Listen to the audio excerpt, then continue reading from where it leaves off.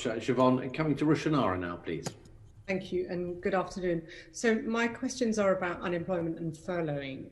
Your forecast is, as you mentioned already, on unemployment has been revised down to 6.5%. And yet we're already seeing some big differentials. Youth unemployment at 14% compared to 5% across other age range, ethnic minorities and particularly disadvantaged groups being hit harder. Despite that, do we stand a good chance of avoiding a return to mass unemployment? And what are the risks that remain alongside the risks to those groups? Who would like to start? Well, shall I feed off there? I mean, clearly there's uncertainty about what's going to happen to unemployment when the CJRS comes to an end. We think it's inevitable there'll be some rise in unemployment because some of the jobs that are presently furloughed probably are non-viable in the longer term. And businesses can keep people on furlough so long as the state is paying the wages. But when they start having to pick up some of the tab or all of the tab, then they may decide not to re-employ those people. How big that's going to be, we don't really know. We do think it's plausible that the rise in unemployment will be less now than we anticipated when we did our November forecast, essentially because of this extension of the CJRS to align with when the restrictions will have been removed. And even for businesses who haven't seen demand completely bounce back, they should be able to see the light at the end of the tunnel. So they're more likely to hang on to workers temporarily for that last bit, even after the CJRS has ended. So that explains why we've lowered our peak unemployment forecast. As I say, we still have it going up to 6.5. That may turn out to be too pessimistic, may turn out to be too optimistic. It is reasonable to expect that unemployment to be concentrated in younger workers, less skilled workers, many of those who are currently protected by furlough. And then the question will be how quickly they can be redeployed into other sectors of the economy or to other employers. And we think that will happen, but it will take time. So that structural shift in the economy necessarily will require a period of elevated unemployment. In addition, you may have some restructuring that's associated with Brexit starting to work through, and again, some employers cutting back, other employers expanding. As I'm going to come on to that in a bit, but just in terms of the forecast, there's still likely to be 300,000 people who will face unemployment. Does that 300,000 represent the number of jobs that are unviable, or is the unviable category of jobs smaller than the 300,000? Well, potentially it's rather more than that. We've got unemployment going to 6.5. Yeah. It's currently a little bit above 5. So the implication is that that 1.5 percentage points or so of unemployment it is the sort of unavoidable, necessary structural unemployment. Right. And how much of that could be prevented if there's further targeted furloughing beyond the September period? Is there a case for doing something beyond that period for furloughing? Well, I think the key thing here is that these are jobs which ultimately aren't viable in the long term because of changes in the structure of the economy. If there's less need for sandwich shop outlets in central London, because people are going to be working remotely on a more permanent basis, those sorts of shifts in the retail sector. The key is actually not protecting the jobs which aren't viable, but finding new jobs for those people to go to.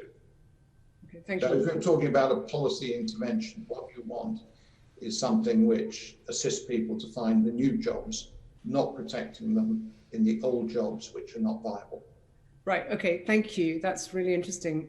Richard Hughes, so policy interventions that that address that. We've got policies, for instance, on youth unemployment that are not moving quickly enough to get the hundreds of thousands of young people who are unemployed. What other interventions? I appreciate you can't get into specifics, but what other actions are needed to try and address these sort of structural changes and viability of jobs? I think it's one of those moments where we have to say it's not for us to give the government policy advice. I was trying to frame my question in a way that you could, but to address the structural point.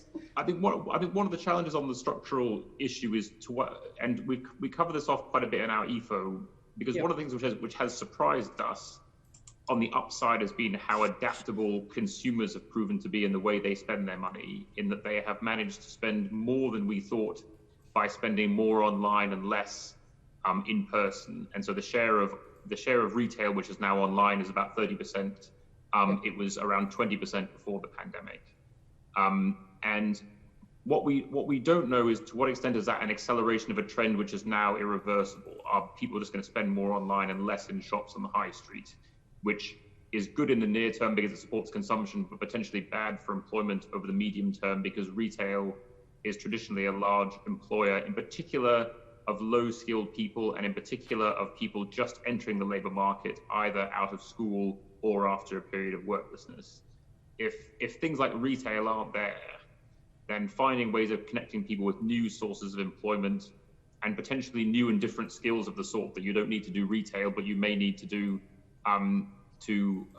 work in a more IT-enabled environment, is something which stands to reason could help reduce the long-run structural hit, because you have just different entry-level jobs for people who are trying to enter the labour market than you used to have, because the traditional, pulling pints in pubs or working in a retail shop on the high street are not there in the volumes that they used to.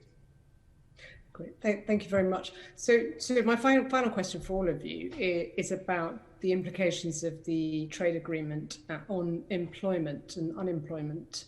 The OBR's March economic and fiscal outlook confirms that the UK government's trade deal with the EU would lead to, as a result of the barriers, would lead to reduction of 4% of economic output and productivity over the next 15 years.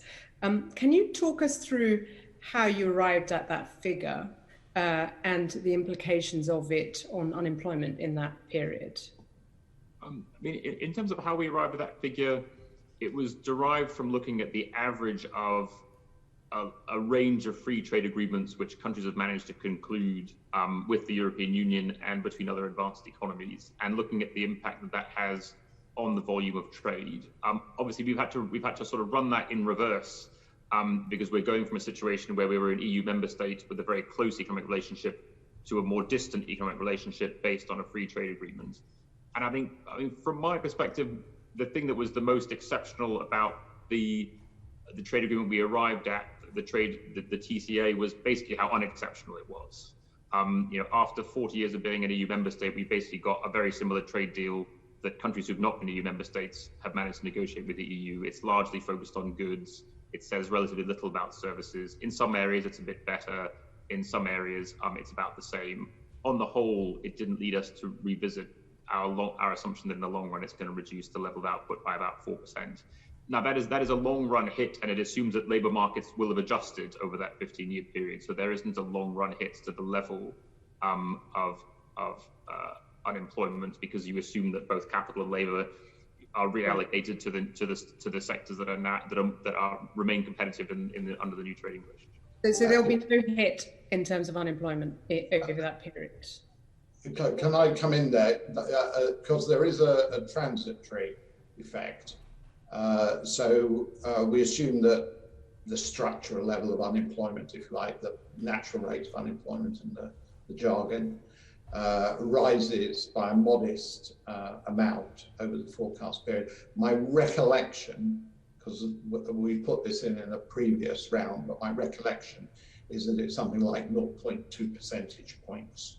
Right. The idea is it takes quite a long time for this restructuring fully to work through. So you don't see a large increase in unemployment in the short run, nor it's that over time some businesses decide, yeah, there's no point in me continuing to operate, that it's too expensive to export to the Eurozone, and by the same token, others deciding there are now opportunities which are open to me which weren't there before, so they open up new jobs. So do you see those two things cancelling each other out then?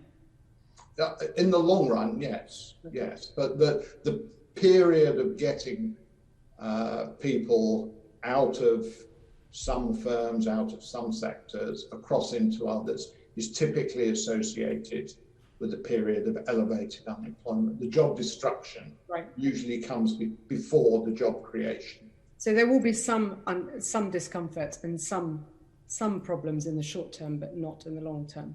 Would that be a fair way to describe it? As far as the labour market is concerned. Yeah. Sorry, I meant focusing on the labour market because my colleague will have questions later on other elements of this. Andy King, did you want to add anything to any of those questions? I was just going to say that, you know, in my mind, the labour market effect is the pain is felt in wages rather than jobs. So if you have productivity 4% lower, all else equal, you have wages 4% lower, and that's where the labour market pain will be felt. That's sobering, considering we've had a hit on wages in some sectors for a long time. Thank you very much.